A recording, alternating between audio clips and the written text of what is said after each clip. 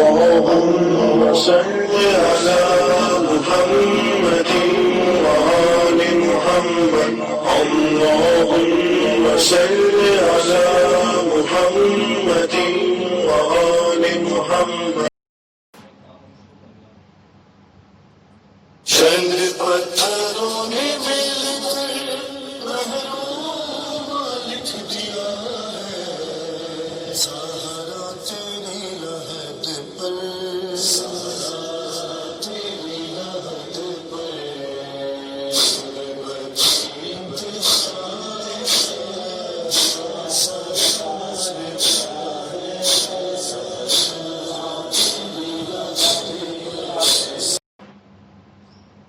اللهم صل على محمد وآل محمد اللهم صل على محمد وآل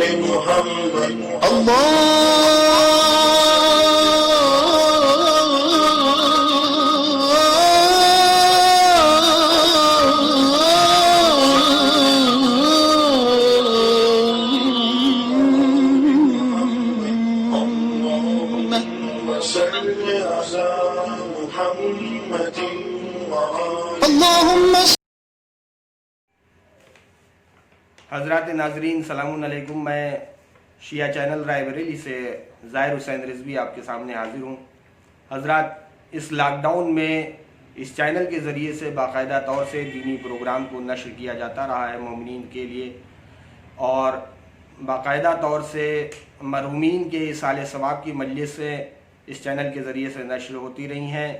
لاک ڈاؤن میں کہیں بھی اجتماعی طور سے اکٹھا نہیں ہو سکتے اور خوشی اور غم کے موقع پر بھی ہم لوگ ساتھ نہیں رہ سکتے، اس لیے ایک یہ سوشل میڈیا کا سہارا لیتے ہوئے اور جدید ٹیکنالوجی کا استعمال کرتے ہوئے مومنین تک یہ مجلس عزا اور مجلس ایصال ثواب کو پہنچایا جا رہا ہے اس چینل کے ذریعے سے، شیعہ چینل رائے بریلی کے ذریعے سے. اور آج بھی اسی سلسلے سے ہم آپ کے سامنے حاضر ہوئے ہیں.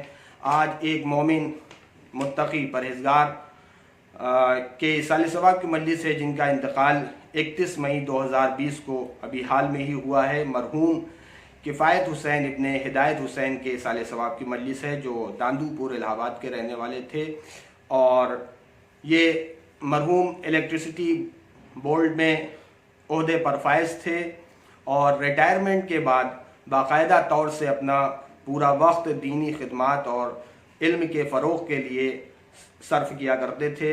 لہٰذا اسی محنت اور لگن اور اپنی کاوشوں سے ایک دینی کتاب مرحوم نے مرتب کی جو آج ہم لوگوں کے درمیان موجود ہے، آئینہ قرآن تفسیر نمونہ اردو کے حوالے سے. اور مرحوم کے پسماندگان کے لیے میں دعا گو ہوں کہ اللہ ان کے پسماندگان کو صبر جمیل عطا کرے، مرحوم کی مغفرت کرے، ان کو اعلیٰ درجات حاصل کرے. اور میں ان کے پسماندگان میں ان کے بھائی جسٹس جناب شبیع الحسنین صاحب کو بھی تعزیت پیش کرتا ہوں، اور ان کی اہلیہ ہاشمی بیگم کی خدمت میں بھی تعزیت پیش کرتا ہوں، اور ان کے بھائی اور ان کے پسران اور ان کی دختران کی سبھی خانوادے کی خدمت میں تعزیت پیش کرتا ہوں. آئیے حضرات، آج کی مجلس کو خطاب کرنے کے لیے ہمارے ساتھ موجود ہیں خطیب نہج البلاغہ مولانا قمر علی رضوی صاحب. اپنے گھر سے انشاءاللہ اس مجلس کو خطاب کریں گے، اور آج کی مجلس میں ہمارے ساتھ کچھ مہمان بھی موجود ہیں جو مدح مولا میں اشعار بھی پیش کریں گے، سوسخانی کے فرائض بھی انجام دیں گے، اور نوحہ خوانی و سینہ زنی بھی ہوگی انشاءاللہ. اس مجلس میں جناب ایمن جعفری صاحب سوسخانی کے فرائض انجام دیں گے، اور اس کے بعد جناب غلام الثقلین عرف شن نقوی صاحب جو کہ محتاج تعارف نہیں ہے، بہترین سوسخان ہیں، وہ ایک سلام بھی پیش کریں گے اور سوس کے بھی کچھ اشعار پیش کریں گے آپ کے سامنے. اور شاعر اہل بیت جناب فیاض رائے بریلوی صاحب مرحوم کے سلسلے سے تعزیتی اشعار پیش کریں گے اس مجلس میں، اور پھر اس کے بعد خطیب نہج البلاغہ مولانا قمر علی رضوی صاحب اس مجلس کو خطاب کریں گے، اور آخر میں جناب نجمی جعفری عرف نجمی جعفری صاحب نواخوانی کریں گے آج کی مجلس میں۔ آئیے حضرات، بنا کسی تمہید کے میں صرف 4 مصرے مرحوم کے تعزیت کے سلسلے سے پیش کر دوں ان کے پسماندگان کے لیے کہ بدن سے روح گئی اقربا کی آس گئی، بدن سے روح گئی اقربا کی آس گئی، پہن کے عشق علی کا مگر لباس گئی، اور جو اہل بیت کی چاہت میں روح نکلی ہے، جو اہل بیت کی چاہت میں روح نکلی ہے، مجھے یقین ہے وہ پنجتن کے پاس گئی، مجھے یقین ہے وہ پنجتن کے پاس گئی۔ آئیے حضرات، انہی مصروں کے ساتھ میں محترم جناب ایمن جعفری صاحب جو کہ آج کی مجلس میں سوزخانی کے فرائض انجام دیں گے، ان کی خدمت میں چلتا ہوں اور ان سے گزارش کرتا ہوں کہ وہ حسینیہ سے ہمارے ساتھ موجود ہیں، حسینیہ مرحوم جعفر صاحب کے حسینیہ سے ہمارے ساتھ موجود ہیں جناب ایمن جعفری صاحب، میں ان کی خدمت میں چلتا ہوں اور ان سے گزارش کرتا ہوں کہ آج کی مجلس میں سوزخانی کے فرائض انجام دیں۔ سبھی ناظرین اور سامعین سے گزارش ہے کہ ایک باواز بلند نعرہ صلوات پڑھیں، اللہم صلی علی محمد وآل محمد وعجل فرجہم۔ اللہم صلی علی محمد وآل محمد۔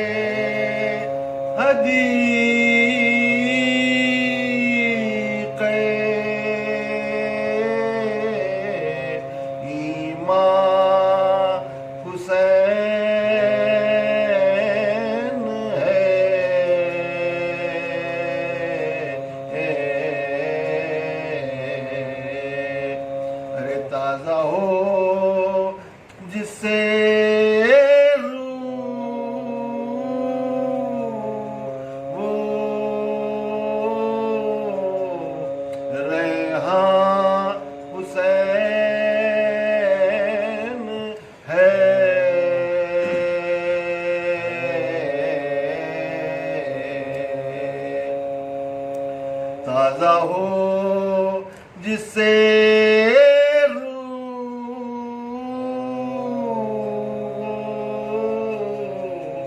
ریحاں حسین ہے،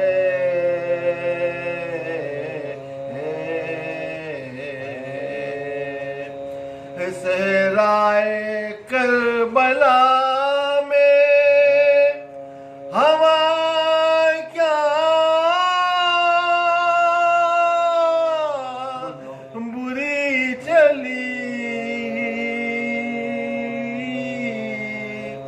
رفاقہ تیسرا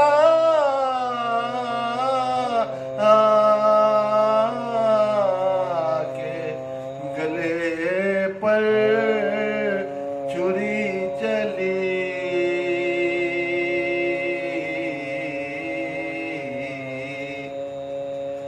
صحرائے کربلا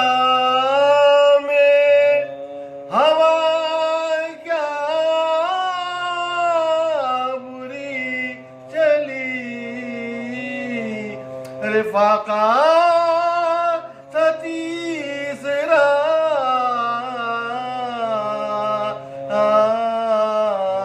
کے گلے پر چوری چلی،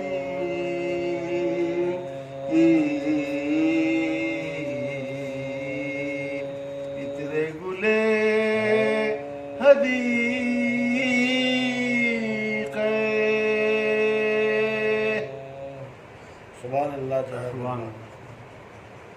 اللہم صلی علی محمد وآل محمد۔ ہاں۔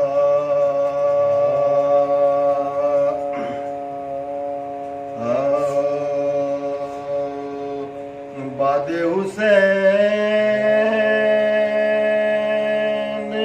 رو رو کے بانوں کا تھا بیان،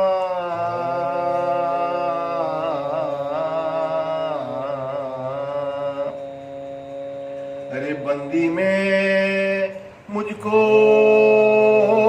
لے گی یہ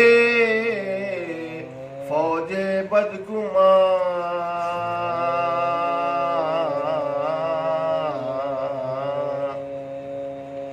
یا رب زمین کے پردے میں تو مجھ کو کرنے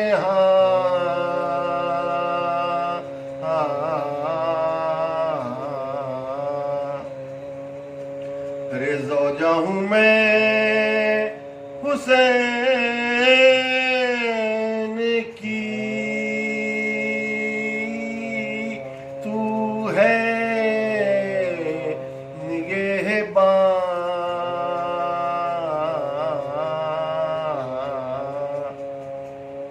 پہلے ہوئی جو قید تو یہ آبرو نہ تھی، پہلے ہوئی جو قید تو یہ آبرو نہ تھی، ارے شہزادی تھی عجم کی،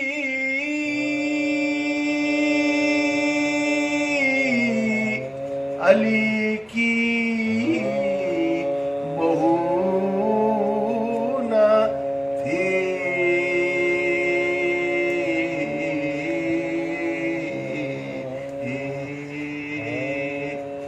باد حسین۔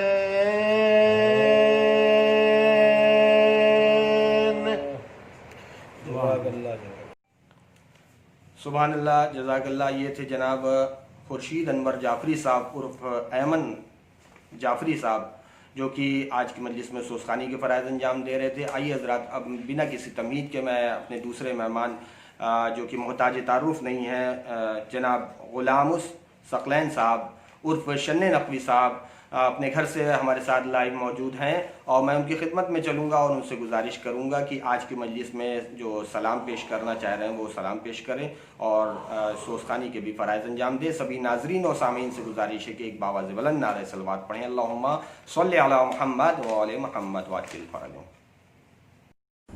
شروع۔ سب سے پہلے محمد رفیع سودا کا ایک سلام۔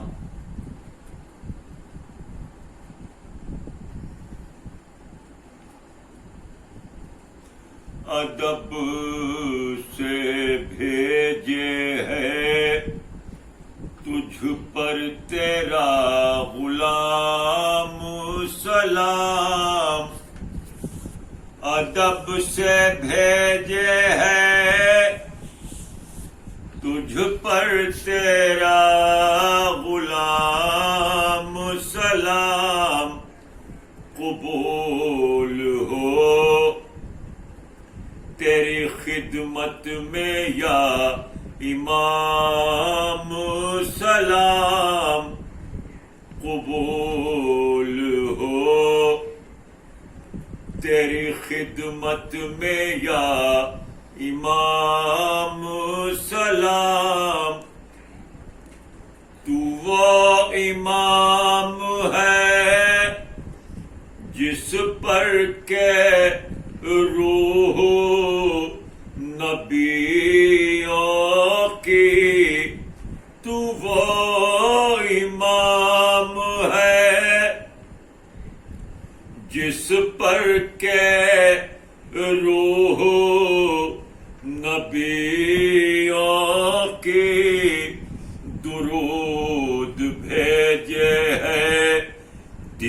رات صبح شام سلام درود بھیجے ہے دن رات صبح شام سلام تیری وہ آخری شعر تیری وہ ذات مکرم ہے اے امام شہید تیری وہ ذات مکرم ہے اے امام شہید کہ تجھ پہ بھیجیں گے تا حشر خاص و عام سلام کہ تجھ پہ بھیجیں گے تا حشر خاص و عام سلام قبول ہو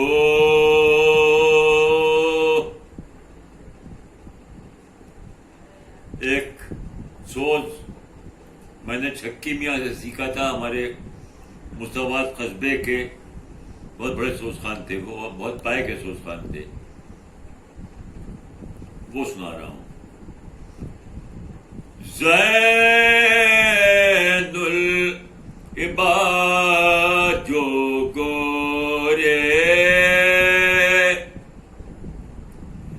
غریب بنا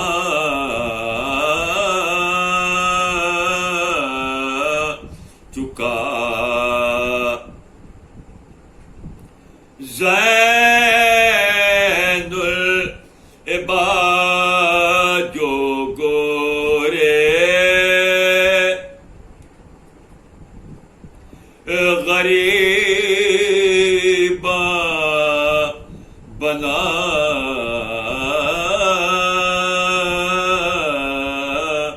چکا آئے قبر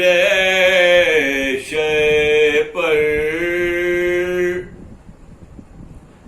پھولوں کی چادر چڑھا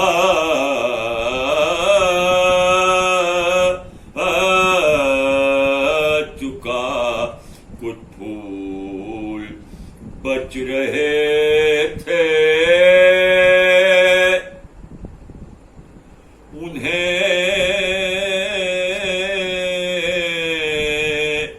رکھنے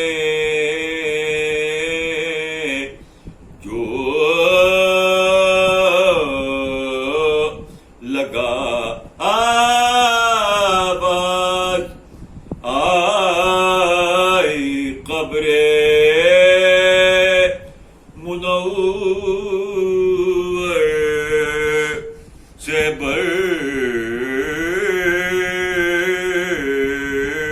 ملا آہستہ برگے گل بفشا برمزار ماں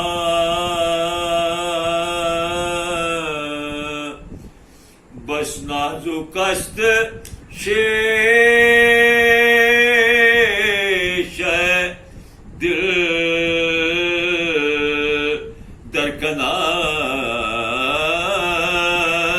درکنار مازن الباجو آہستہ برگے گل بفشا برمزار ماں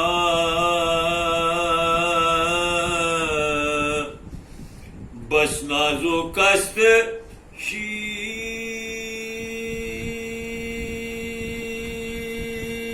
شیش دل در کنار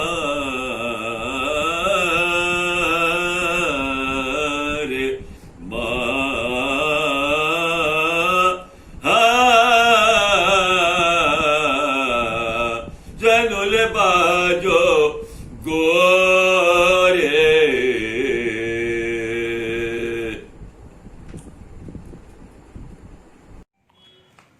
جزاک اللہ. یہ تھے جناب محترم شن نقوی صاحب جو کہ اپنے گھر سے ہمارے ساتھ موجود تھے اور بہترین سلام اور بہترین سوسخانی کر رہے تھے.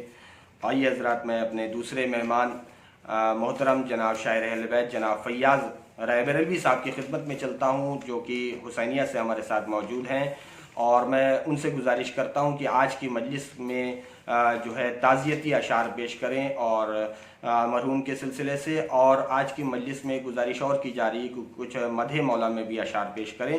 سبھی ناظرین اور سامعین سے گزارش ہے کہ محترم شاعر اہل بیت جناب فیاض رائے بریلوی صاحب کا استقبال ایک باواز بلند نعرہ صلوات سے کریں. اللہم صلی علی محمد وعلی محمد. اللہم صلی علی محمد وعلی محمد. حضرات، آج کی یہ مجلس جناب کفایت حسین صاحب مرحوم جو کہ جسٹس شبیع الحسنین صاحب کے بڑے بھائی تھے، ان کے سال ثواب مجلس ہو رہے ہیں. میں تعزیت پیش کرتا ہوں. سب سے پہلے ایک مطلع اور 3-4 اشعار. تھے سید مظلوم کے غم خار کفایت،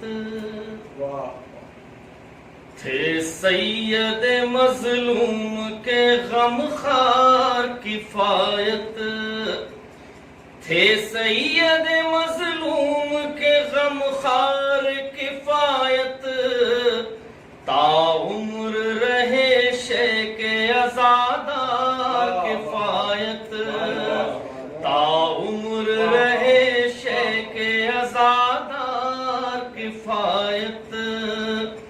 اور رو رو کے صدا سید مظلوم کے غم میں، رو رو کے صدا سید مظلوم کے غم میں، تم ہو گئے فردوس کے حقدار کفایت، تم ہو گئے فردوس کے حقدار کفایت.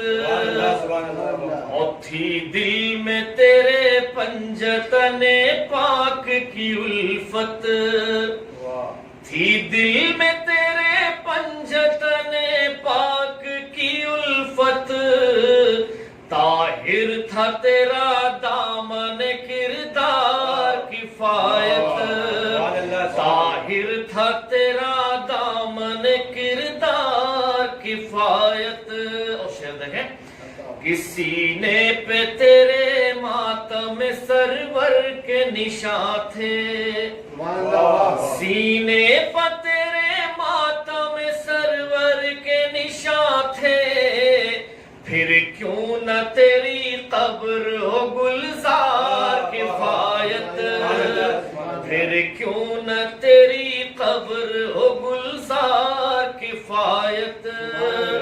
اور عزت سے انہیں کیوں نہ بھلا دیکھتے سب لوگ، عزت سے انہیں کیوں نہ بھلا دیکھتے سب لوگ، رکھتے تھے الگ اپنا جو معیار کفایت، رکھتے تھے الگ اپنا جو معیار کفایت. اور خاص کہ اپنوں کے لیے دھوپ میں سائے کی طرح تھے،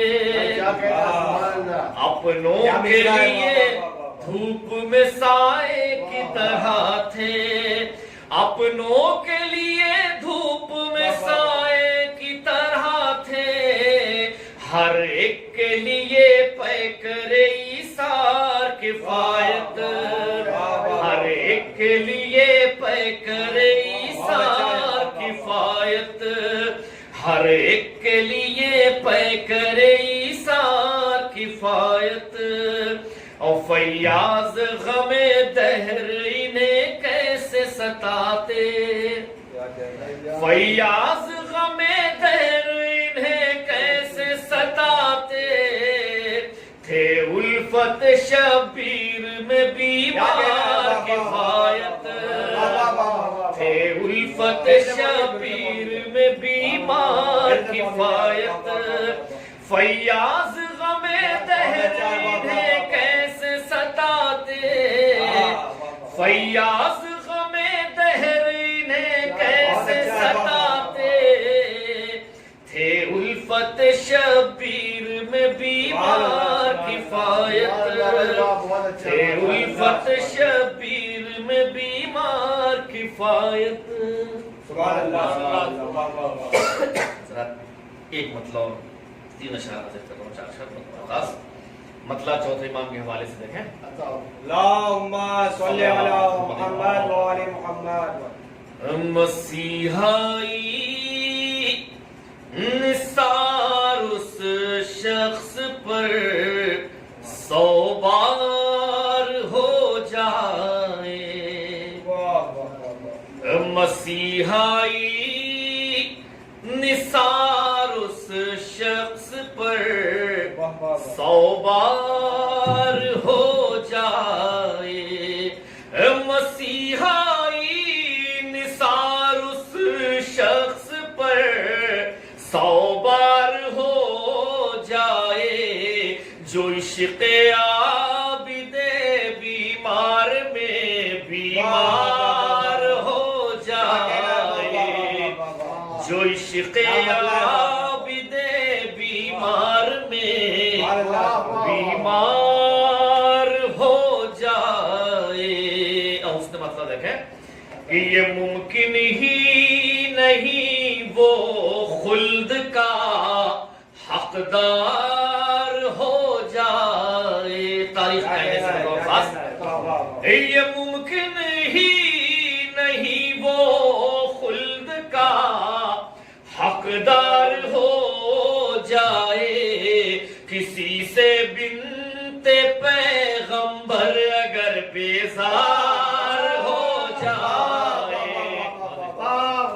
کسی سے بنت پیغمبر اگر بیزار ہو جائے، یہ ممکن ہی نہیں وہ خلد کا حقدار ہو جائے، کسی سے بنت پیغمبر اگر بیزار ہو جائے، کسی سے بنت پیغمبر اگر بیزار ہو جائے۔ اور شعر بہت خاص، سبحان اللہ، زندہ باد۔ دیا ہے فکر کو عشق علی کا واسطہ میں نے، دیا ہے فکر کو عشق علی کا واسطہ میں نے، دیا ہے فکر کو عشق علی کا واسطہ میں نے، تعجب کیا اگر نوک قلم تلوار ہو جائے، تعجب کیا اگر نوک قلم، دیا ہے فکر کو عشق علی کا واسطہ میں نے، تعجب کیا اگر نوک قلم تلوار ہو جائے، تعجب کیا اگر نوک قلم تلوار ہو جائے۔ ابھی یہ دیکھیں شعر حضرات سخن میں مزاج ہے کہ وہاں سے طائر مدح علی پرواز بھرتے ہیں، کیا کہنا ہے بابا؟ وہاں سے طائر مدح علی پرواز بھرتے ہیں، خیال و فکر کا پنچھی جہاں لاچار ہو جائے،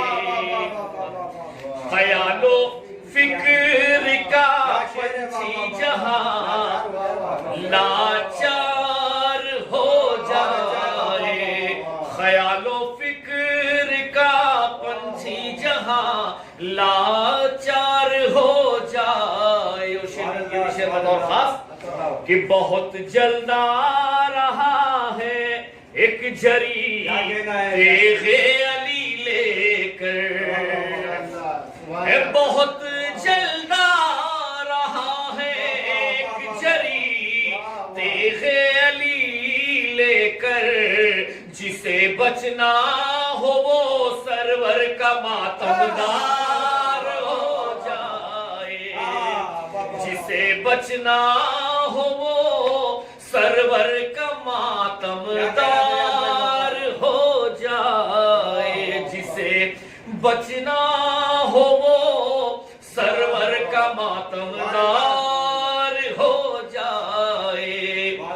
اور شعر بطور خاص یہ بھی کہ کہیں ایک ساتھ اگر عباس اور اکبر نکل جائیں، کہیں ایک ساتھ اگر عباس اور اکبر نکل جائیں تو بازار مدینہ مصر کا بازار ہو جائے، تو بازار مدینہ مصر کا بازار ہو جائے۔ اولی کے نقش پا پر مل دیوانے جبھی اپنی، علی کے نقش پا پر مل دیوانے جبھی اپنی، عجب کیا ہے کہ تو بہلول سا ہوشیار ہو جائے، عجب کیا ہے کہ تو بہلول سا ہوشیار ہو جائے، عجب کیا ہے کہ تو بہلول سا ہوشیار ہو جائے۔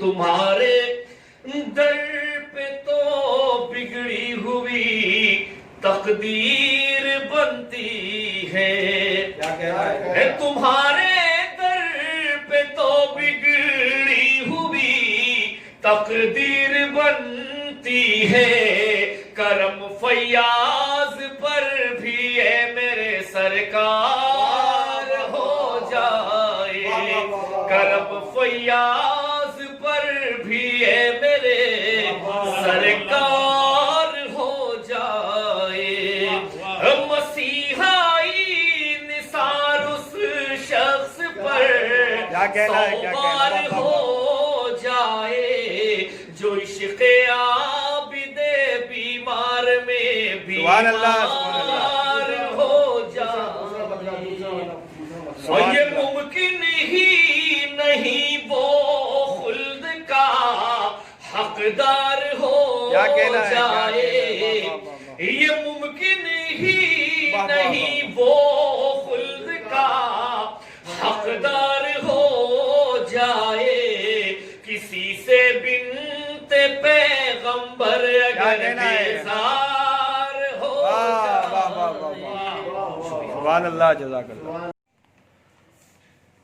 جزاک اللہ، سبحان اللہ۔ یہ تھے جناب فیاض رائے بریلوی صاحب، جو کہ مرحوم کے سلسلے سے تعزیتی اشعار بھی پیش کیا انہوں نے، اور بہترین کلام پیش کر رہے تھے کہ مسیحائی نثار اس شخص پر 100 بار ہو جائے جو عشق عابد بیمار میں بیمار ہو جائے۔ سبحان اللہ۔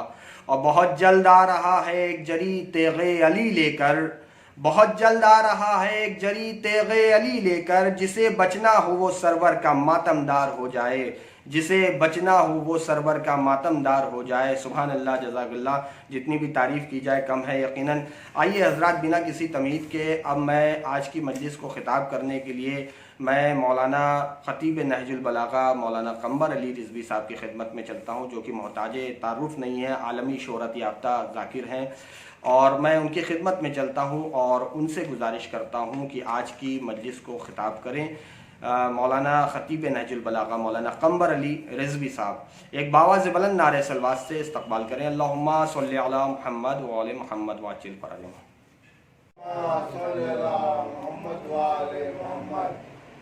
ایک مرتبہ سورہ ہم 3 مرتبہ سورہ توحید کی تلاوت فرما کر مرحوم کفایت حسین ابن ہدایت حسین مرحوم کے لیے ایصال ثواب.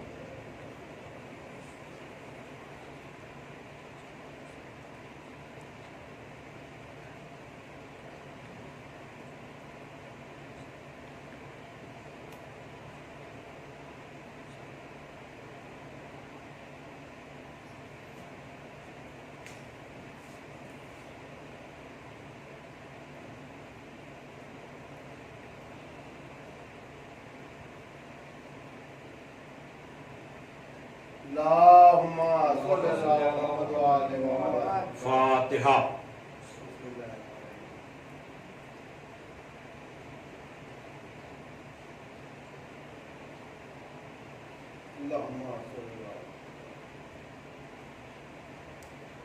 اعوذ باللہ من الشیطان اللعین الرجیم. بسم اللہ الرحمن الرحیم. الحمد للہ الذی ہدانا لہذا وما كنا لنہتدی لولا ان هدانا الله لقد جاءت رسل ربنا بالحق. الصلاة والسلام على النبي الأمي العربي القرشي المكي المدني البتي الابتهي التهام الدافع جيشات الأباطيل والدامغ صولات الأذاليل مولد الحق بالحق بالقاسم وآله الطيبين الطاهرين المعصومين المظلومين الذين عذب الله عنهم الرجس وطهرهم تطهيرا. ولعنة الله على أعدائهم أجمعين من الآن إلى يوم الدين. أما بعد فقد قال علي عليه السلام إن للولد على الوالد حقا وإن للوالد على الولد حقا فحق الوالد على الولد ان یطیعہ فی کل شیء الا فی معصیۃ اللہ وحق الولد علی الوالد ان یحسن اسمہ ویحسن ادبہ ویعلمہ القرآن. بزرگان محترم و دوستان عزیز،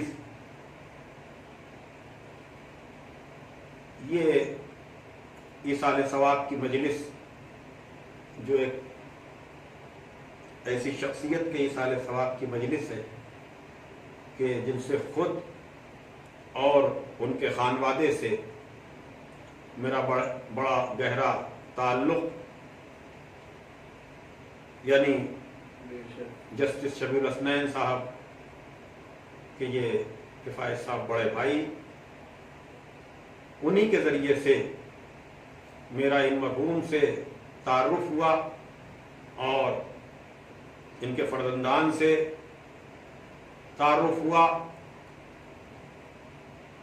اور چونکہ ہمارا کام ذکر محمد والے محمد علیہ الصلوۃ والسلام ہے، اس لیے مومنین حضرات سے ملاقات اور رابطہ تو رہتا ہی ہے، لیکن کچھ ایسے لوگ ہوتے ہیں کہ جن سے آپ کا تعلق صرف پروگرام کی حد تک نہیں بلکہ خوشی اور غم اور جینے اور مرنے اور ہر موقع پر، یعنی وہ ایک خاندان، فیملی ممبر اور ایک گھر والے کی طرح سے سلوک ہوتا ہے. دوسرا ان سے جو ہمارا تعلق ہوا وہ بہت سے مومنین کی خواہش اور فرمائش کے حوالے سے. ابھی ماہ مبارک رمضان گزرا، ہر گھر میں بہار قرآن، تلاوت قرآن کا سلسلہ تھا، لیکن ہم تلاوت تو کر لیتے ہیں لیکن ہم اس کے معنی اور مفاہیم پر غور نہیں کرتے. تو مجھ سے کچھ لوگوں نے فرمائش کی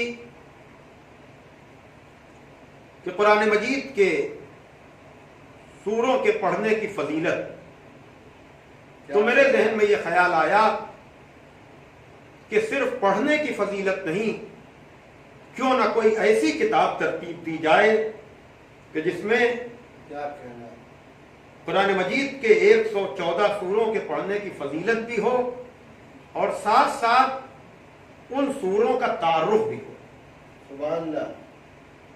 تو یہ خاکہ میرے ذہن میں بہت دنوں سے تھا، لیکن جب جسٹس شبیع الحسنین صاحب نے اپنے بھائی کے پابندی وقت اور ریٹائرمنٹ کے بعد بھی ان کو اسی طرح کی منظم زندگی کا پابند یہ تذکرہ میں نے ان کی زبان سے سنا، اور اسی کے ساتھ ساتھ یہ کہ وہ کچھ تعلیمی کام کرنا چاہتے ہیں، تو جو خاکہ میرے ذہن میں تھا میں نے کہا کہ اس کو عملی جامہ پہنایا جائے۔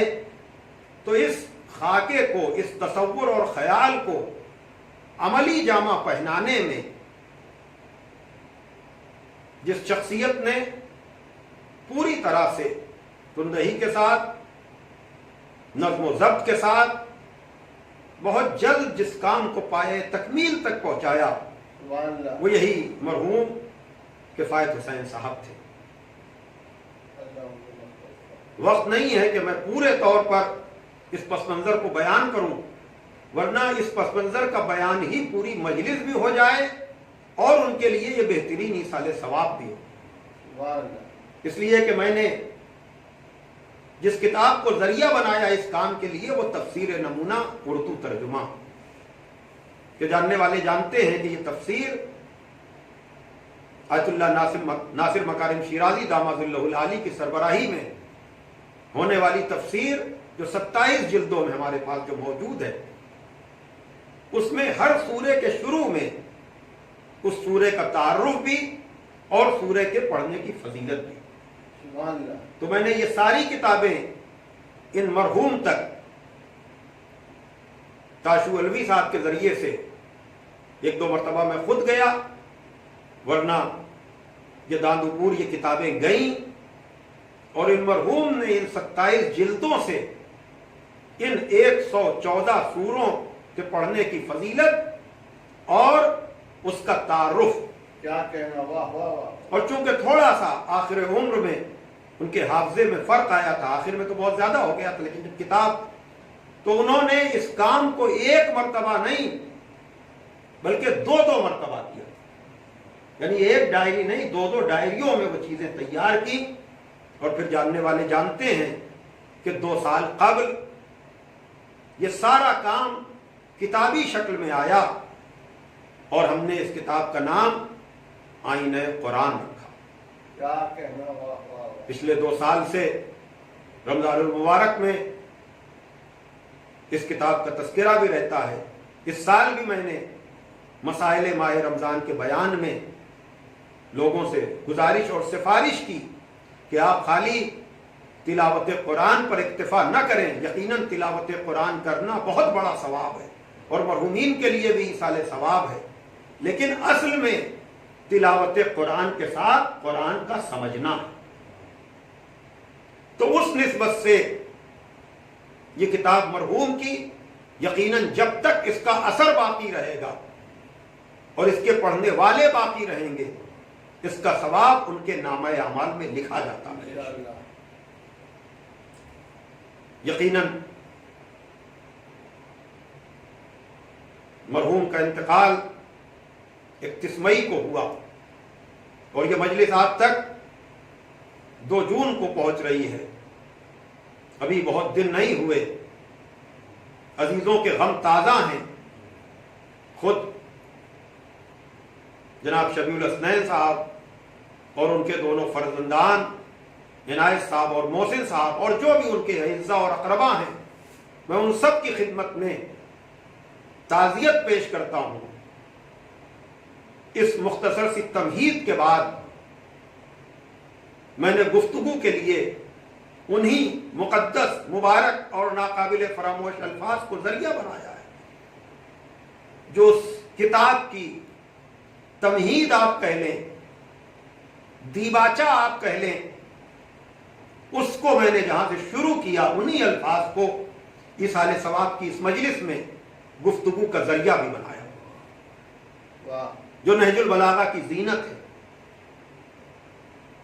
نہج البلاغہ کا میں اتنا سا طالب علم، میں بار بار جس چیز کو دہراتا ہوں کہ لوگوں کے ذہن و دل و دماغ میں یہ بات بیٹھ جائے کہ نہج البلاغہ مولا کائنات کے ہاتھ کی لکھی ہوئی کتاب نہیں ہے، بلکہ سید رضی علیہ الرحمہ نے تقریباً 400 ہجری میں اس کتاب کو جمع کیا اور اس مجموعے کا نام نہج البلاغہ رکھا، کیا کہنا، سبحان جس کے پہلے جز میں خطبے ہیں جن کی تعداد 238 ہے، اور دوسرے جز میں آپ کے خطوط، عہد نامے اور وصیت نامے ہیں جن کی تعداد 180 ہے، اور تیسرے جز میں آپ کے حکیمانہ اقوال، چھوٹے چھوٹے جملے جن کی تعداد تقریباً 500 ہے۔ انہی میں سے 396 یعنی 396 نمبر کا یہ کلمہ حکمت جو میں ایصال ثواب کی مجالس میں اکثر پیش کرتا ہوں، جہاں ارشاد ہو رہا ہے کہ باپ کا حق اولاد پر ہے اور اولاد کا حق باپ پر ہے۔ باپ کا حق اولاد پر یہ ہے کہ اولاد ہر مسئلے میں باپ کی اطاعت کرے سوائے معصیت پروردگار کی، سبحان اللہ، اور اولاد کا حق باپ پر یہ ہے کہ باپ اپنی اولاد کا اچھا نام رکھے، اچھا ادب سکھائے، وَيُعَلِّمَهُ الْقُرْآنَ، اور قرآن کی تعلیم دے۔ سبحان اللہ، دیکھا آپ نے جو بات میں نے تمہید میں ان مرحوم کی ترتیب و پیشکش کی شکل میں آنے والی کتاب آئینہ قرآن کے حوالے سے کی تھی، وہی ذکر یہاں پر ہو رہا ہے واہ کہ تعلیم قرآن کا مقدمہ تو ہے تلاوت قرآن، لیکن خود تلاوت قرآن تعلیم قرآن نہیں ہے۔ کیا کہنا، گھنٹوں اس پر گفتگو ہو سکتی ہے اور ہوتی بھی رہتی ہے، لیکن اس وقت تفصیلی گفتگو کا موقع نہیں ہے، اس لیے میں ان تفصیلات میں آپ کو نہ لے جاتے ہوئے صرف ایک گزارش کر سکتا ہوں کہ جب بھی آپ کسی مرحوم کے لیے ایصال ثواب کریں، یقیناً کئی قرآن پڑھے جاتے ہیں، اور 40ویں میں تو اس کی تعداد فاتحے کے وقت سینکڑوں بتائی جاتی ہے، لیکن میں اپنے سننے والوں سے گزارش کروں گا کہ بے شک آپ جانے والے کے لیے سینکڑوں قرآن ایصال ثواب ضرور کیجئے، لیکن کسی ایک سورے کو ترجمے کے ساتھ پڑھیے بھی، کیا کہنا، اس لیے کہ قرآن خالی ایصال ثواب کی جانے والی کتاب نہیں ہے، بلکہ اپنی زندگی کو سدھارنے، اپنی زندگی کو سنوارنے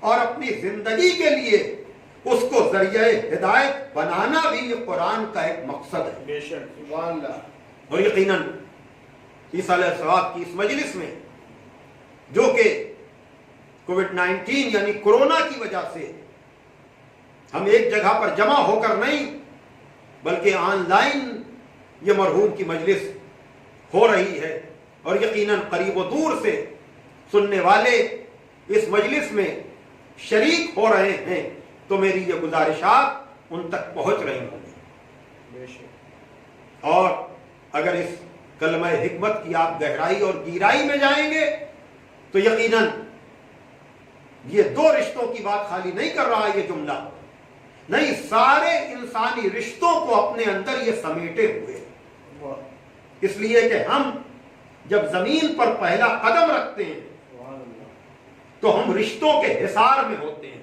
بے شک، کوئی ہمارا باپ ہوتا ہے، کوئی ہماری ماں ہوتی ہے، بے شک، کوئی ہمارا بھائی ہوتا ہے، بے شک، کوئی ہماری بہن ہوتی ہے، سبحان کوئی ہمارا بڑا ہوتا ہے، پھر چند سالوں کے بعد کوئی ہمارا چھوٹا ہو جاتا ہے جو ہمارے بعد ہمارے عزیز پیدا ہوتے ہیں، تو ہم یہ زندگی رشتوں کے حصار میں گزارتے ہیں، کیا کہنا، واہ واہ واہ واہ، اور ہم انسان ہیں، جانور نہیں ہیں۔ اس لیے میں ہمیشہ کہتا ہوں کہ اگر کسی کو اپنی شرافت کا اندازہ لگانا ہے تو اس شرافت کا اندازہ آپ اس کی نمازوں سے نہیں، اس کے روزوں سے نہیں، اس کی عبادتوں سے نہیں اس کی شرافت کا اندازہ اگر آپ کو لگانا ہے تو یہ اس سے لگائیے کہ وہ رشتوں کو کیسے بیلنس کرتا ہے، وہ رشتوں کو کیسے نبھاتا ہے۔ رشتے سب ہوتے ہیں لیکن کامیاب انسان وہی ہوتا ہے جو ہر رشتے کو نبھا لے جائے، یعنی بڑوں کا احترام کرے، چھوٹوں کے ساتھ شفقت کرے۔ اس لیے کہ مولا کائنات ہی نے نہج البلاغہ میں کہا کہ رشتوں کا معاملہ یہ ہے کہ کسی کا کسی پر کوئی حق اس وقت تک نہیں ہوتا جب تک مقابل میں دوسرے کا بھی حق نہ ہو جائے، یعنی یک طرفہ معاملہ نہیں ہوتا۔ توجہ فرمائیے کہ یک طرفہ معاملہ نہیں ہوتا۔ اور میرے خیال سے توحید جن کے کلام میں، جن کے اعضاء و جوارے میں، جن کے ہر پیغام میں پیغام توحید چھپا ہوا ہے، وہ سوائے محمد والے محمد اور علی اور اولاد علی کے اور کوئی نہیں ہے۔ توجہ کیجئے گا کیا کہا کہ کسی کا کسی پر کوئی حق نہیں بنتا جب تک مقابل میں دوسرے کا حق نہ بن جائے سوائے پروردگار کے۔ توجہ کیجئے گا، یعنی پروردگار پر تو کسی کا حق نہیں ہے اور پروردگار کا سب پر حق ہے، لیکن اللہ کے علاوہ سارے معاملے یک طرفہ نہیں ہیں، ہر معاملہ دو طرفہ ہے۔ اگر بڑے کا حق چھوٹے پر ہے تو چھوٹے کا حق بڑے پر ہے، اگر باپ کا حق اولادوں پر ہے تو اولادوں کا حق اپنے باپ پر ہے، اپنے والدین پر ہے، اگر شوہر کا حق زوجہ پر ہے تو زوجہ کا حق شوہر پر ہے، اگر بڑے بھائی کا حق چھوٹے بھائی پر ہے تو چھوٹے بھائی کا حق بڑے بھائی پر ہے، اگر پڑوسی کا حق ایک کا دوسرے پر نہ ہو تو کوئی حق سمجھ میں نہیں آئے گا۔ توجہ فرمائیے گا، تو جب معاملہ دو طرفہ ہے تو اب اگر باپ ہی کے رشتے کو آپ سمجھ لیں تو یقیناً باپ پر اولاد کا حق ہے اور اولاد کا باپ پر حق ہے۔ توجہ کیجئے گا، لیکن یہاں پر جو منزل آتی ہے، دو جملوں میں بات کروں کہ یہاں پر بھی یہی چیز ہے کہ باپ کی اطاعت بلا شرط نہیں ہے، بلا قید نہیں ہے کہ اولاد ہر مسئلے میں باپ کی اطاعت کرے سوائے معصیت پروردگار کے۔ یعنی اگر باپ کا حکم خدا سے ٹکرا جائے تو باپ کی نہیں سنی جائے گی بلکہ اللہ کی سنی جائے گی۔ تو اب اگر قرآن مجید میں کچھ ایسے لوگوں کی اطاعت کا حکم ہو جہاں کوئی شرط نہ ہو، جہاں کوئی قید نہ ہو، پہنچنے والے پہنچ گئے ہوں گے کہ یہاں شرط و قید لگی ہے، لیکن قرآن میں جب اطاعت کا حکم دیا جاتا ہے تو کہا جاتا ہے اطیعوا اللہ واطیعوا الرسول واولی الامر منکم، اطاعت کرو اللہ کی، اطاعت کرو رسول کی اور اطاعت کرو صاحبان امر کی۔ توجہ کیجئے گا، ابھی قریب ہی میں انہدام جنت البقیع کی یاد پوری دنیا میں منائی گئی اور ان لوگوں نے، دیکھیے ویسے تو متوکل نے بھی قبروں کو اجاڑا اور سعودی حکومت نے بھی جنت البقیع کے قبرستان میں بنے ہوئے روضوں کو مسمار کر دیا، لیکن متوکل نے جو کام کیا وہ دشمنی میں، لیکن یہاں جو کام ہوا وہ بنام شریعت اور بنام دین ہوا، یہ کہہ کر ہوا کہ اللہ کے ہوتے ہوئے کسی کا احترام نہیں۔ میں کہوں گا اتنا بھی آپ نہیں سمجھے، اگر اللہ کے ہوتے ہوئے کسی کا احترام نہ ہوتا تو اطیعوا اللہ کے بعد اطیعوا الرسول نہ ہوتا اور اطیعوا الرسول کے بعد واولی الامر منکم نہ ہوتا۔ یہ اطیعوا الرسول بتا رہا ہے کہ رسول کا احترام اللہ مان کر نہیں ہے، رسول اللہ مان کر ہے۔ علی کا احترام اللہ مان کر نہیں ہے، ولی اللہ مان کر ہے۔ صلوات دے کہ محمد والے تو بہرحال یہاں پر رسول کی اطاعت کا حکم جو دیا جا رہا ہے اس میں کوئی شرط نہیں ہے، اس میں کوئی قید نہیں ہے۔ تو معبود تو نے کوئی شرط کیوں نہیں لگائی، کوئی قید کیوں نہیں لگائی؟ کہیں ایسا نہ ہو کہ تو کچھ چاہے، تیرا بندہ کچھ چاہے، तेरा इरादा कुछ हो, तेरे बंदे का इरादा कुछ हो, तो कलमा पढ़ने वाले कहेंगे आप इतना भी नहीं समझते हैं। अगर बिला शर्त परवरदिगार ने रसूल की इताअत का हुक्म दिया है तो इसका मतलब यह है कि रसूल के किरदार की जमानत परवरदिगार आलम ने ले ली। अब हरगिज ऐसा नहीं हो सकता कि रसूल का इरादा कुछ हो, खुदा का इरादा कुछ हो, रसूल की मर्जी कुछ हो, खुदा की मर्जी कुछ हो। जहां टकराव की गुंजाइश थी वहां बाप की इताअत कराई तो शर्त व कैद के साथ, लेकिन जहां किरदार की जमानत ले ली वहां कोई कैद नहीं लगाई। तवज्जो फरमाइएगा, कैद न लगाना ही बता रहा है कि किरदार की जमानत ले ली। तो अब जहां बिला शर्त इताअत होगी वहां कभी नक्स और ऐब का कोई तसव्वुर नहीं होगा। तो इसका मतलब यह है कि रसूल से कभी खता नहीं होगी।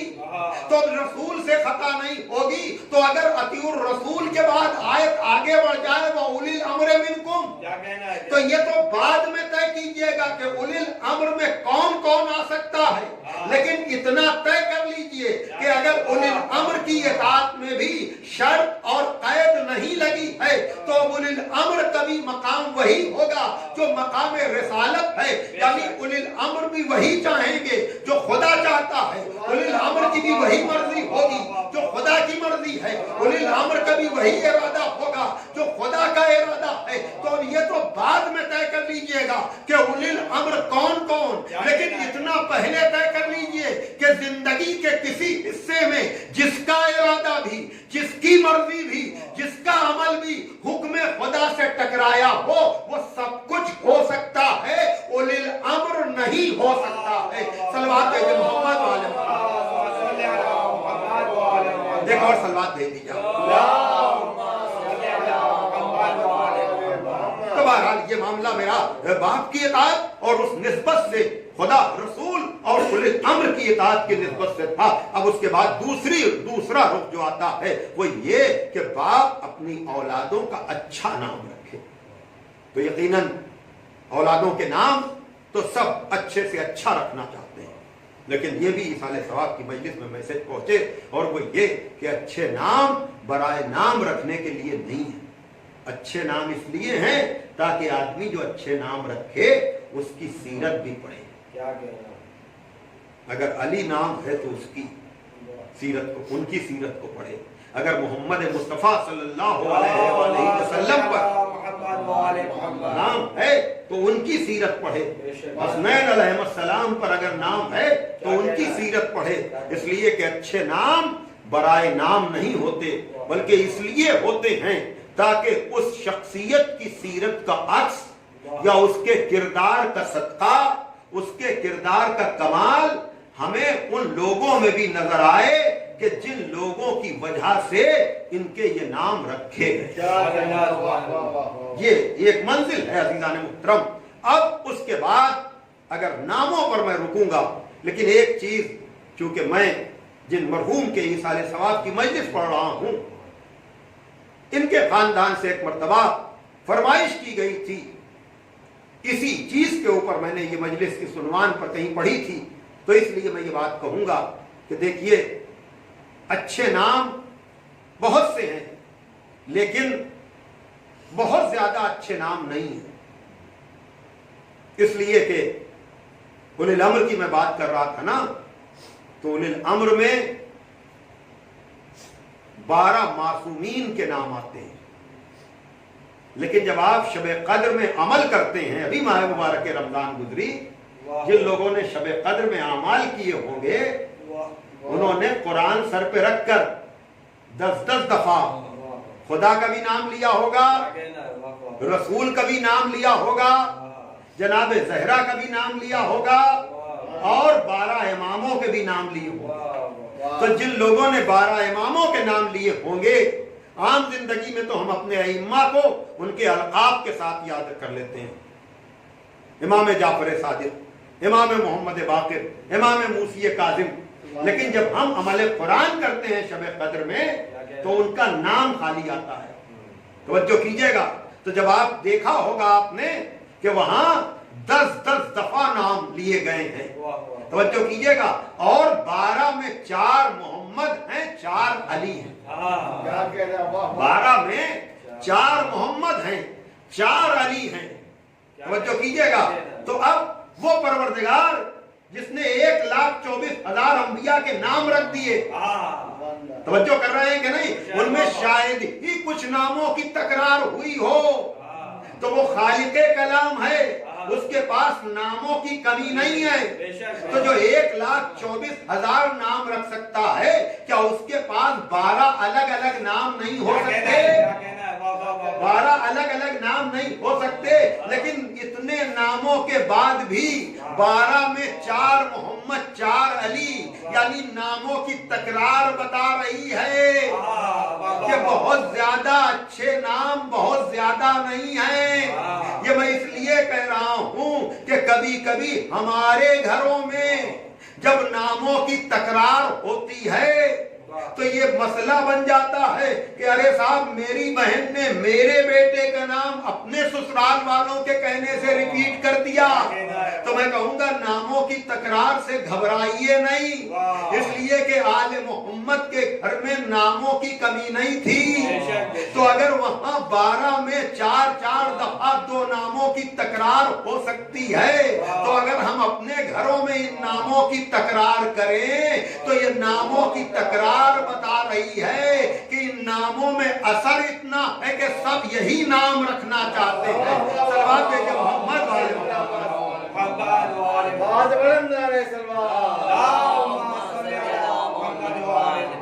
بہرحال یہاں پر میں رکنا تو چاہتا تھا اور یقیناً سننے والے چاہ بھی رہے ہوں گے، لیکن میں اپنا ایک بہت پسندیدہ شعر پڑھ کر کے بیان کو آگے بڑھا دوں گا، اور وہ یہ کہ ہر کے دانائے رموز زندگی سر اسمائے علی دانت کے چیز.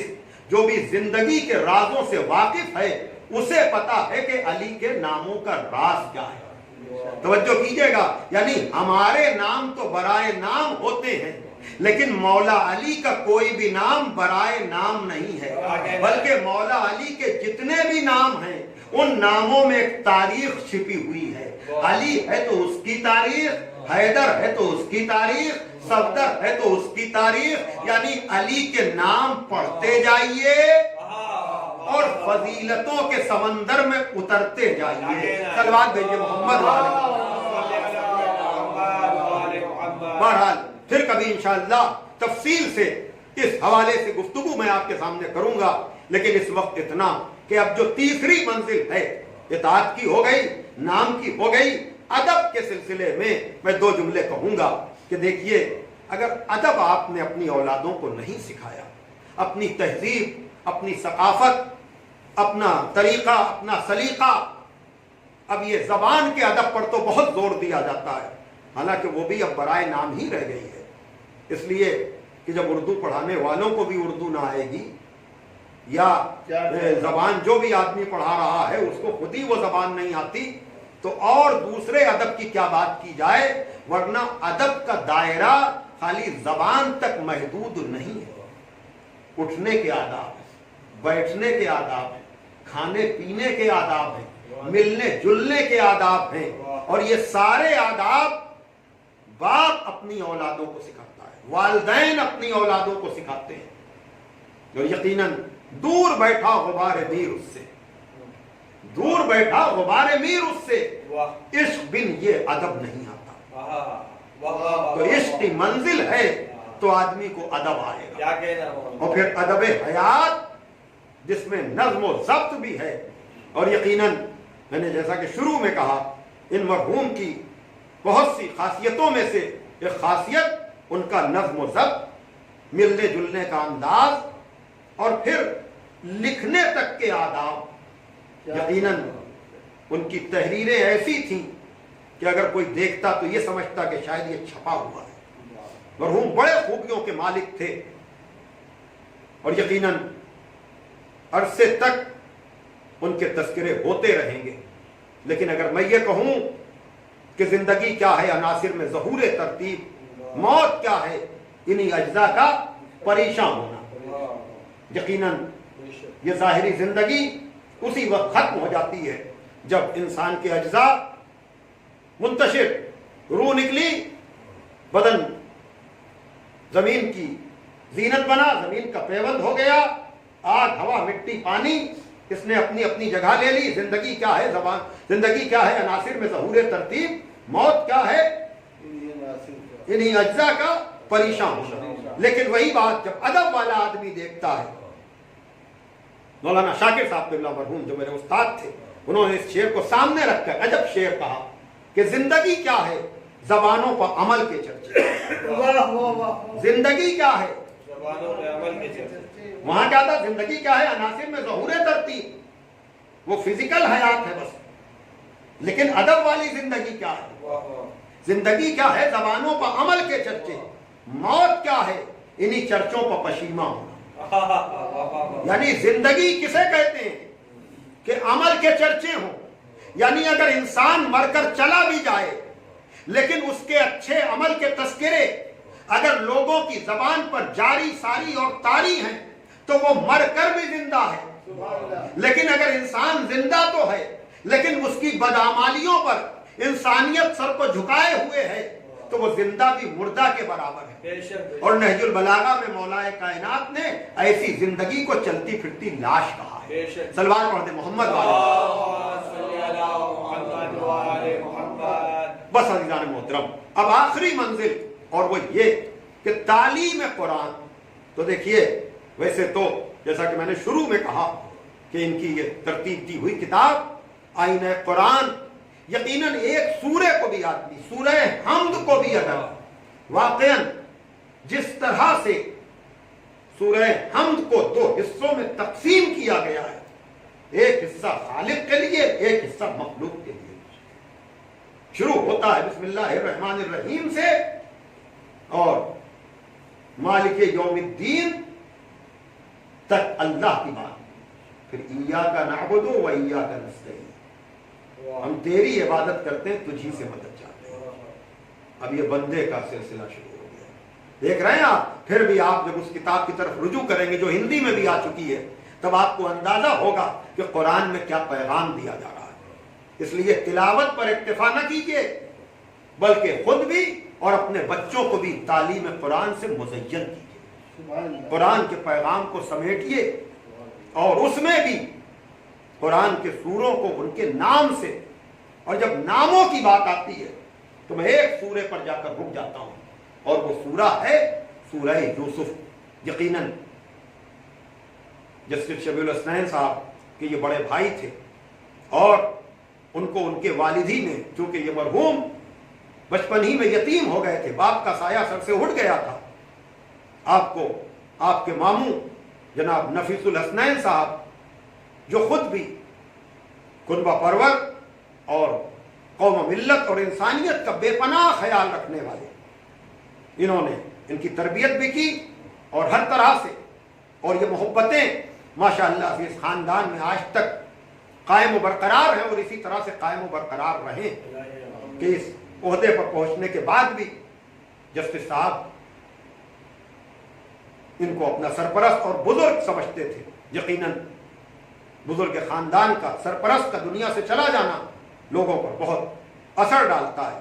لیکن میں اسی کے ساتھ ساتھ یہ بات بھی کہنا چاہتا ہوں کہ رشتے تو ہوتے ہیں لیکن رشتوں کو رشتہ داروں نے داغدار بھی بنایا ہے اور رشتہ داروں نے تابناک بھی بنایا ہے. کیا کہنا, توجہ کیجیے گا.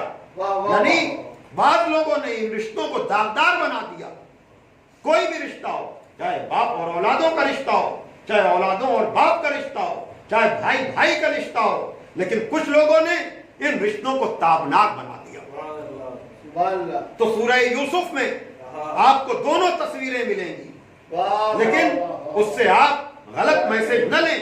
عام طور سے قرآن کے ساتھ یہی ہوتا ہے کہ آدمی اپنے مطلب کی تو لے لیتا ہے, ورنہ سورہ یوسف خدا کے لیے کبھی ترجمے کے ساتھ سورہ یوسف کو پڑھنے کی کوشش کیجیے جس میں آپ کو ادب بھی ملے گا, جس میں آپ کو دین بھی ملے گا, جس میں آپ کو حقوق کا خیال بھی ملے گا. توجہ کیجیے کہ میں بہت جلدی بات کر رہا ہوں ورنہ اگر بات کو پھیلایا جائے گا تو یہ گھنٹوں پر گفتگو محیط ہو جائے گی. تو وہاں پر جب آپ پہنچیں گے تو آپ دیکھیے گا کہ عزیزان محترم برادران یوسف کو یوسف کی عزت اچھی نہیں لگتی اور انہوں نے اپنے بھائی سے حسد کیا اور اتنا حسد کیا کہ یوسف کو جا کر کے اندھے کنویں میں ڈال دیا.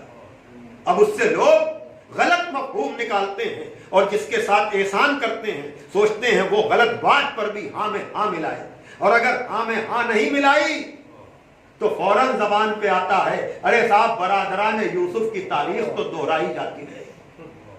اور ایمن صاحب تو اکثر وہ شعر پڑھتے بھی ہیں، بولو یہ کہ میں اس پر تبصرہ بھی اپنا محفوظ رکھتا ہوں، لیکن میں یہ بات کر رہا ہوں تعلیم قرآن کے حوالے سے کہ قرآن میں سورہ یوسف کا پیغام یہ نہیں ہے کہ آپ کے ساتھ اگر کوئی بے وفائی کرے تو آپ یہ کہیں کہ ارے صاحب برادران یوسف کی تاریخ تو دہرائی جاتی رہے گی، یعنی جیسے برادران یوسف نے جناب یوسف کے ساتھ غداری کی ویسے ہی یہ میرا بھائی میرے ساتھ غداری کر رہا ہے حالانکہ میں نے اس کے ساتھ احسان کیا۔ نہیں، سورہ یوسف کا یہ پیغام نہیں ہے، سورہ یوسف کا یہ پیغام نہیں ہے کہ آپ یہ دیکھیں کہ برادران یوسف نے یوسف کے ساتھ کیا کیا۔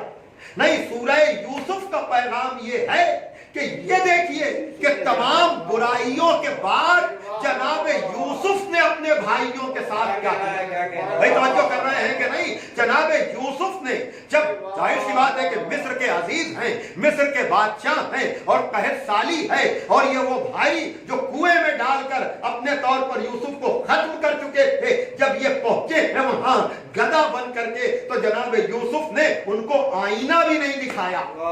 بھائی توجہ کیجئے گا، ان کو احساس بھی نہیں دلایا کہ تم وہی تو ہو جس نے ہمیں کنویں میں ڈال دیا تھا۔ نہیں، جناب یوسف نے کہا ان کا فعل ان کے ساتھ تھا، میرا فعل میرے ساتھ ہے۔ ان کی ساری برائیوں کو جناب یوسف نے نظر انداز کر دیا۔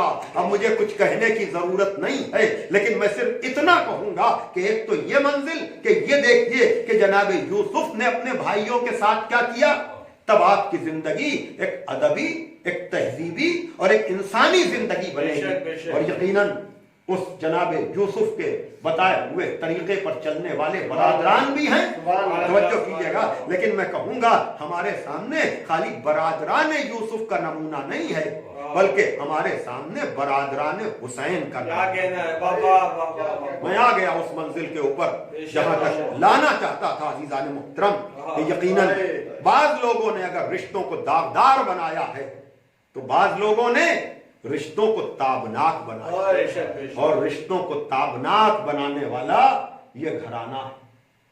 ہمارے دوست، ہمارے عزیز خطیب اہل بیت جناب مولانا عباس ارشاد صاحب نے کیا اچھی بات کہی کہ اگر چچا کے رشتے کو ابو لہب نے داغدار بنایا تو جناب ابو طالب نے اس رشتے کو تابناک بنایا۔ توجہ کیجئے گا، اگر ازواج کے رشتے کو جناب نوح اور جناب لوط کی زوجہ نے داغدار بنایا تو جناب خدیجہ اور جناب ام البنین اور جناب فاطمہ بنت اسد، ان خواتین نے یقیناً ازواج کے رشتے کو تابناک بنا دیا۔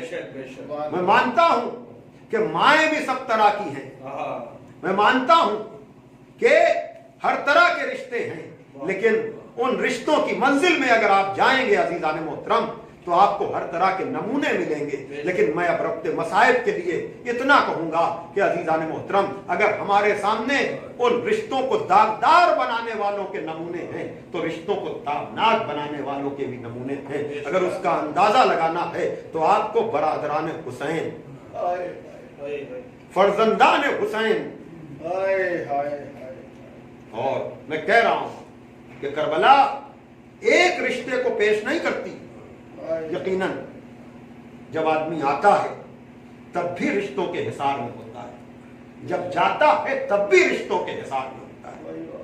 آتے وقت سارے رشتہ دار خوش ہوتے ہیں اور جاتے وقت سارے رشتہ دار غمزدہ ہوتے ہیں۔ یقیناً یہ مرحوم بھی جب آئے ہوں گے تب بھی رشتوں کے حصار میں، جب گئے ہیں تب بھی رشتوں کے حصار میں۔ کوئی بھائی ہے تو کوئی اولادوں میں سے ہے، اولادوں میں بھی فرزندان بھی ہیں، بیٹی بھی ہے، اور پھر سببی رشتہ دار بھی ہیں نسبی رشتہ داروں کے ساتھ، بہنیں بھی ہیں۔ یقیناً سب کے اوپر اس کا اثر پڑتا ہے، لیکن جب ہم امام حسین کو دیکھتے ہیں تو امام حسین اللہ اکبر جزاک اللہ.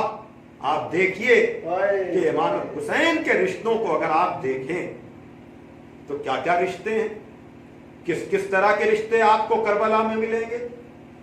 یقیناً اصحاب کی بات کی جائے, اعزا کی بات کی جائے, بھائی کی بات کی جائے, بہن کی بات کی جائے, بیٹوں کی بات کی جائے, بیٹیوں کی بات کی جائے, بزرگوں کی بات کی جائے, چھوٹوں کی بات کی جائے, اللہ اکبر. آپ دیکھ رہے ہیں. اور اسی لیے میں یہ کہہ سکتا ہوں کہ اگر کسی کو واقعاً رشتوں کا ادب سیکھنا ہے تو اگر وہ میر انیس اور مرزا دبیر کے مرثیے پڑھ لے تو اس کو حفظ مراتب آ جائے گا کہ کس سے کیسے گفتگو کی جاتی ہے, کس سے کیسے کلام کیا جاتا ہے.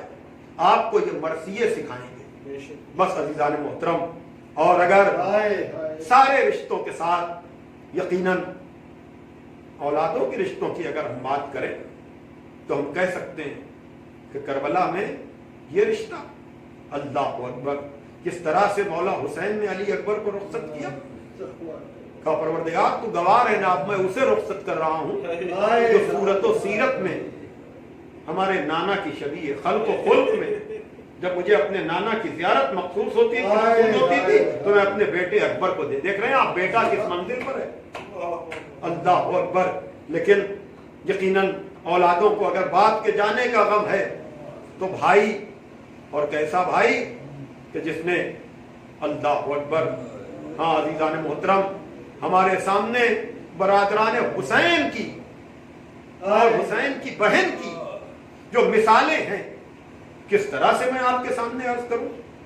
لیکن آئیے میں بھائیوں ہی پر آ کر کے گفتگو تمام کرنے جا رہا ہوں, اور وہ یہ کہ یقیناً بھائی تو سب کے ہوتے ہیں, محبتیں بھی ہوتی ہیں, لیکن کیا کوئی ایسا بھی بھائی آپ نے دیکھا کہ جو بھائی کی جدائی پر کہے الان انکسر ظہری, ارے میری کمر ٹوٹ گئی. ہاں عزادارو, تو اگر حسین کہہ رہے ہیں میری کمر ٹوٹ گئی, توجہ کیجئے گا, تو عباس, جناب عباس کے لیے میں یہ جملہ اکثر کہتا ہوں کہ جناب عباس نے ساری زندگی اپنے بڑے بھائی کو بھائی نہیں کہا, ہمیشہ آقا کہا, ہمیشہ آقا کہا, اور اس کو اس حد تک نبھایا کہ جب گفتگو کے لیے ایک موقع پر امام حسین پسر سعد سے گفتگو کے لیے گئے ہیں, اور جہاں پر یہ طے پایا تھا کہ پسر سعد آئے گا اور اس کا بیٹا آئے گا, ادھر سے مولا حسین جائیں گے اور ان کا بیٹا جائے گا, تو جناب عباس بھی چلے ہیں. اب جب امام حسین نے پیچھے مڑ کر دیکھا کہ عباس بھی چلے آ رہے ہیں, کہا عباس تمہیں تو پتا ہے کہ طے یہ پایا ہے کہ وہ آئے گا اور اس کا بیٹا, اور میں جاؤں گا اور میرا بیٹا. ایک مرتبہ جناب عباس نے ہاتھ جوڑا, کہا مولا اس کے ساتھ اس کا غلام بھی تو آ رہا ہے, یہ کیسے ہو سکتا ہے کہ اس کا غلام تو آئے اور آپ کا غلام آپ کے ساتھ نہ جائے. ہاں دادارو, میں عام طور سے یہیں پر مجلس تمام کر دیتا ہوں, لیکن میں ایک سوال آپ سے کروں گا اور اسی پر مجلس تمام کروں گا. یقیناً دکھے ہوئے دلوں کے لیے, ہاں, اور اس موقع پر جب کووڈ-19 کی وجہ سے نہ عزیز پہنچ پا رہے ہیں, نہ رشتہ دار پہنچ پا رہے ہیں, بہت سے لوگوں کو تمنا رہی ہوگی کہ تدبین میں پہنچ جائیں, تیجے میں پہنچ جائیں, لیکن اس مرض کی وجہ سے جس کے لیے ہم دعا بھی کر رہے ہیں اس ذکر کے طفیل میں کہ جلد سے جلد ساری انسانیت کو نجات مل جائے, یقیناً دکھے ہوئے دلوں کے لیے یہ مجلس, یہ مصائب تسلی اور دلاسے کا سبب بنے گی. تو عزیزوں, میں آپ کو یہ بتاؤں کہ یہ کون سا رشتہ ہے, بھائی کا رشتہ, اور اگر امامت کا بھی رشتہ ساتھ میں ہو تو عزادارو آپ دیکھیے ذرا سا, دو جملے ہیں, مجلس تمام ہو رہی ہے تو عباس مولا حسین کے چھوٹے بھائی ہیں, جب تو ان کے اوپر یہ کیفیت ہے کہ کہہ رہے ہیں کہ میری کمر ٹوٹ گئی, اللہ اکبر, میری کمر ٹوٹ گئی, میری کمر ٹوٹ گئی, اس منزل پر کہہ رہے ہیں. تو جب عباس کی جدائی کا اثر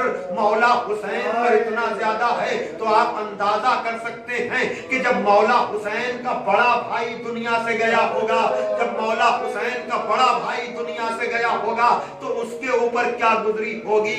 अल्लाह अकबर। तो जब छोटे भाई के जाने पर कमर टूट गई तो जब बड़ा भाई दुनिया से गया होगा, अगर इसका अंदाजा लगाना है तो यूं लगाएं, एक जरा सी कैफियत है, एक जरा सी कैफियत है, और वो कैफियत ये है कि जब चौथे इमाम मख्तल से गुजरे हैं, मैं बता रहा हूं इमामत का भी एक रिश्ता है, और वो रिश्ते का अंदाजा यकीनन सैयद सज्जाद के बाप तो है इमाम हुसैन, लेकिन चेहरे का रंग मुतगय्यर हुआ है, इसलिए कि अजीजों आपको पता है कि जब तक लाशा दफ नहीं हो जाता तसल्ली नहीं होती, दिलासा नहीं होता।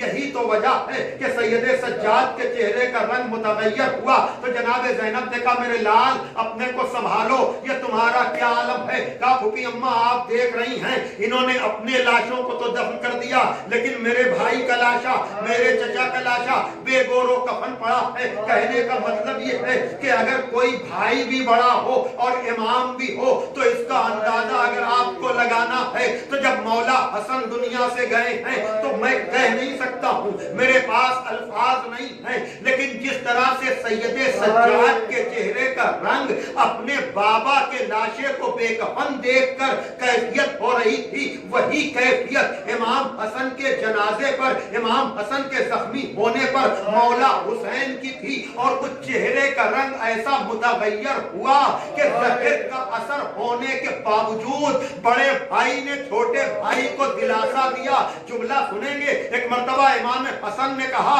ला यौमा का यौमिक या अबा अब्दुल्लाह, ऐ अबा अब्दुल्लाह आपके दिन जैसा किसी का दिन नहीं है।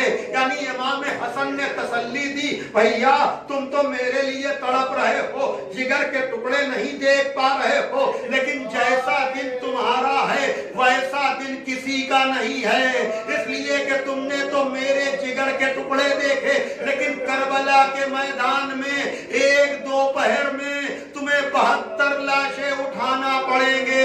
हाँ दादारो, ये है रिश्तों का कमाल, जहां बड़े भाई के जाने पर ऐसी तड़प कि बड़ा भाई जख्मी होने पर भी दिलासा दे, और छोटे भाई के जाने पर कमर को पकड़ के आलम को लेकर के चले।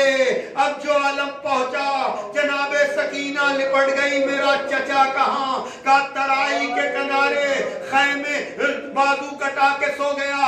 अब जो आलम खैमे में गया, मातम शुरू हो गया, वाह अब्बासा, वाह हुसैना, वाह मजलूमा, अला लानतुल्लाहि अलल कौमिज़ ज़ालिमीन, सयअलमुल लज़ीना ज़लमू अय्य मुनक़लिबिन यनक़लिबून। परवरदिगार आलम हमारी इस इबादत को शरफ कबूलियत अता फरमा, मरहूम के लिए इस जिक्र को बेहतरीन इसाले सवाब करार दे, पसमंदगान को सब्र जमील अता फरमा, हमें कामिल ईमान फरमा, मिल्लत को मुत्तहिद फरमा, सरकार इमाम ज़माना अज्जलल्लाहु ताला फरजहु शरीफ के ज़हूर में ताजील, और हमें इस लायक बना कि हमारा शुमार भी उनके अंसार व अवान में हो सके। अल्लाहुम्मा तक़ब्बल मिन्ना इन्नका अंतस समीउल अलीम। आप हज़रात से गुजारिश है कि एक मरतबा सूरह हम, 3 मरतबा सूरह तौहीद की तिलावत फरमाकर मरहूम किफ़ायत हुसैन इब्ने हिदायत हुसैन साहब मरहूम के लिए इसाले सवाब।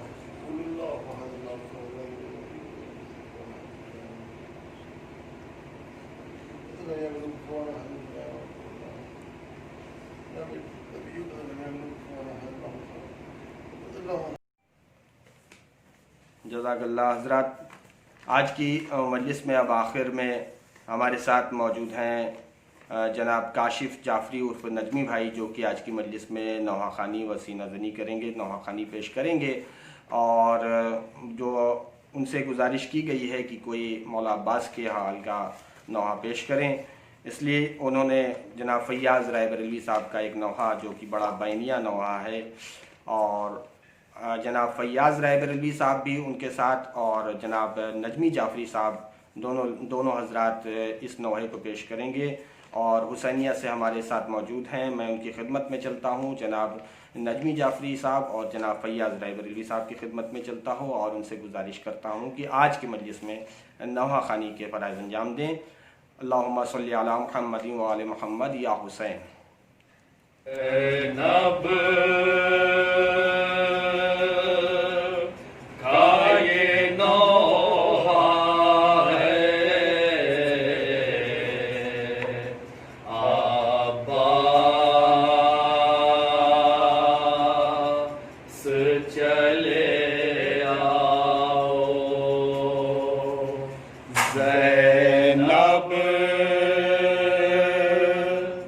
کا یہ نوحہ ہے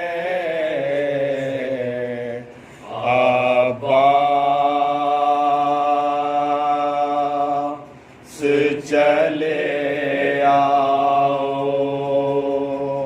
زینب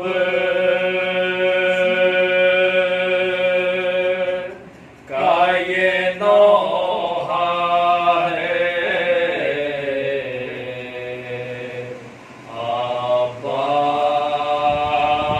عباس چلے آؤ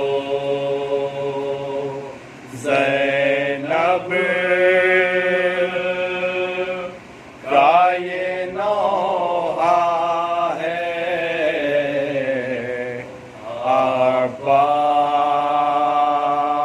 عباس چلے آؤ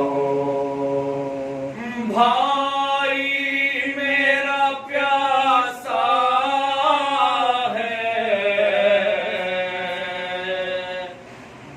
بھائی میرا پیاسا ہے عباس چلے آؤ زینب کا یہ نوحہ ہے عباس چلے آؤ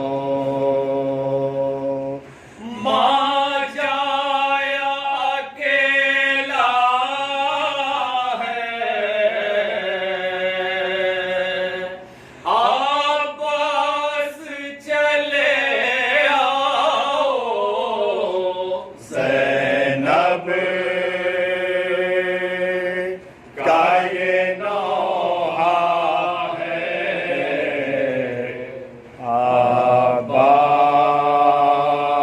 عباس چلے آؤ شبیر کی گردن ہے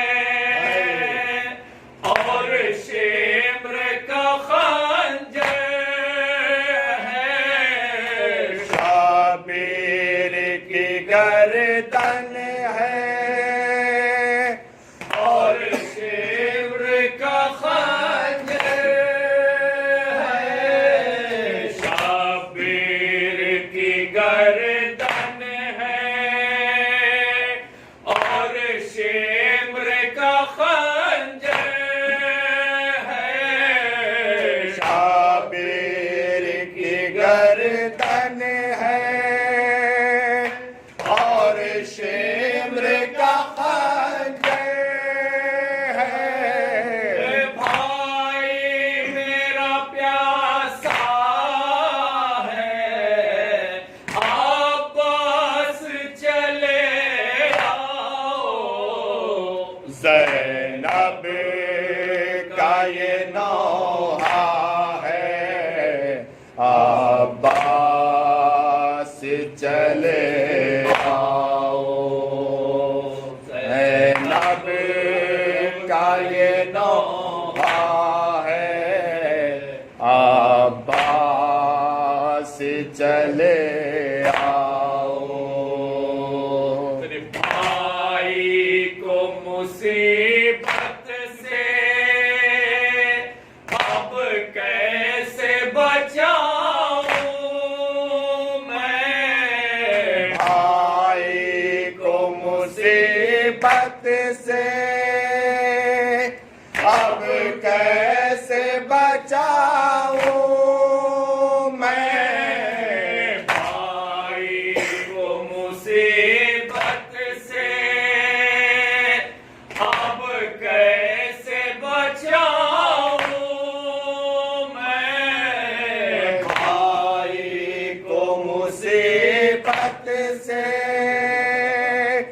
اب کیسے بچاؤں میں بے دینوں کا نرغہ ہے عباس چلے آؤ زینب کا یہ نوحہ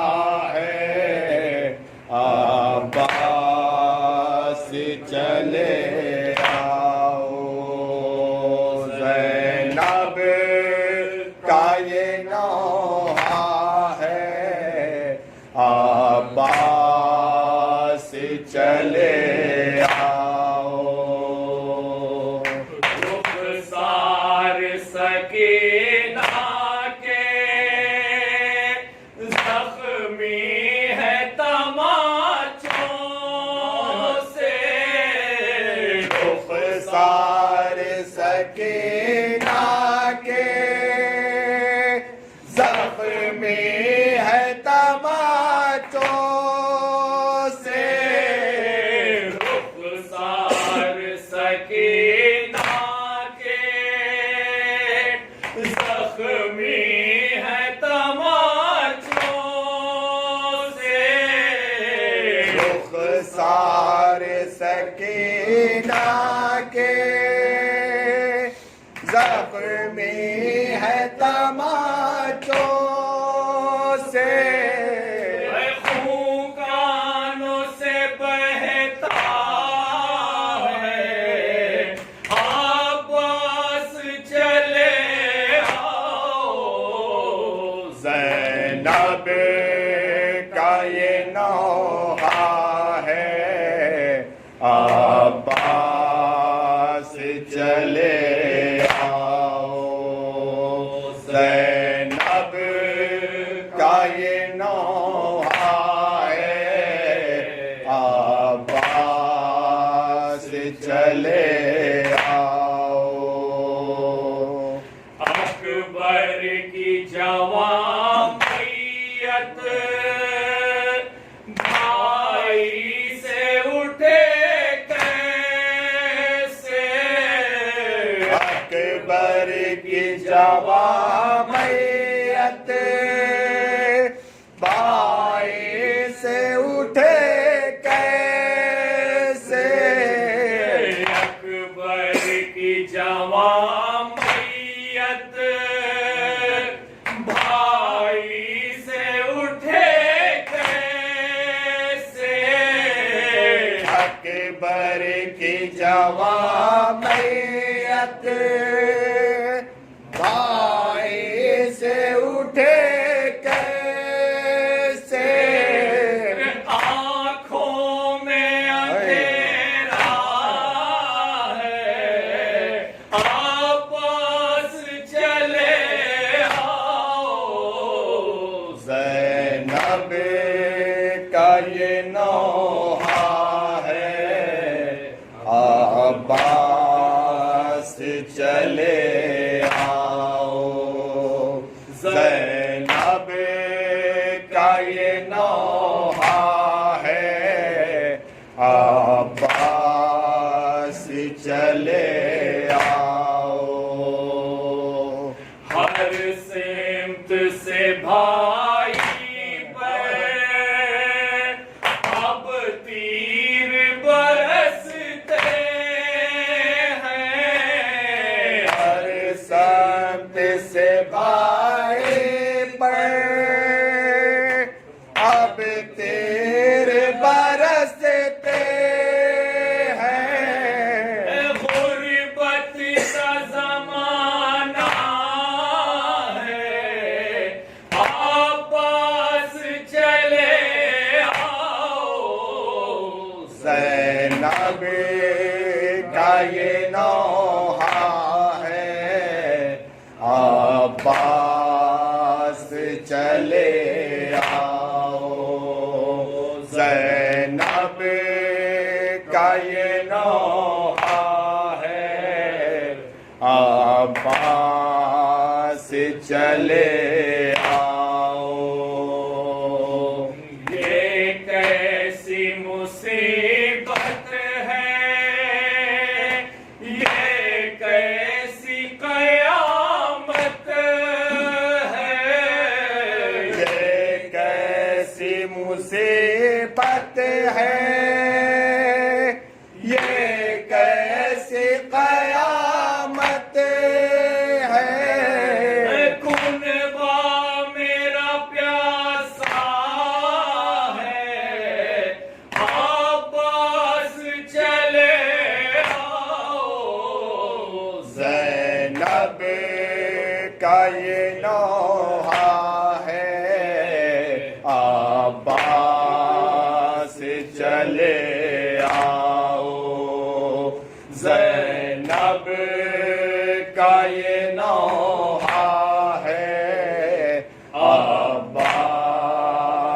चले आओ। सकाए हरम तुम हो, प्यासों का भरम तुम हो। साक़ाए हरम तुम हो, प्यासों का भरम तुम हो। हर कोई ये कहता है, अब्बास चले आओ। ज़ैनब का ये नौहा है, अब्बास चले आओ। ज़ैनब का ये नौहा है, अब्बास चले आओ। बयास तड़पता है, दरिया पे कोई लाशा। फैयाज तड़पता है, दरिया पे कोई लाशा। जब कोई ये कहता है, अब्बास चले आओ। ज़ैनब का ये नौहा है, अब्बास चले आओ। ज़ैनब का ये नौहा है, अब्बास चले आओ। जाया अकेला है, अब्बास चले आओ। सुभान अल्लाह, जज़ाकल्लाह। हज़रात, सभी नाजरीन और सामीन की खिदमत में ये गुजारिश की जा रही है राय बरेली शिया चैनल की तरफ से कि इस चैनल को यूट्यूब पर जाकर ज़्यादा से ज़्यादा सब्सक्राइब कर दें, ताकि ज़्यादा से ज़्यादा इसी तरीके से दीनी खिदमात को अंजाम दिया जा सके, दीनी प्रोग्राम आप तक नश्र किए जा सकें। और ज़्यादा मालूमात के लिए और किसी बात को पहुँचाने के लिए स्क्रीन पे दिए गए इस नंबर पे कांटेक्ट भी कर सकते हैं। तब तक के लिए फिर इंशाअल्लाह किसी दीनी प्रोग्राम के साथ आपसे मुलाकात होगी। तब तक के लिए खुदा हाफिज़, इल्तिमास दुआ।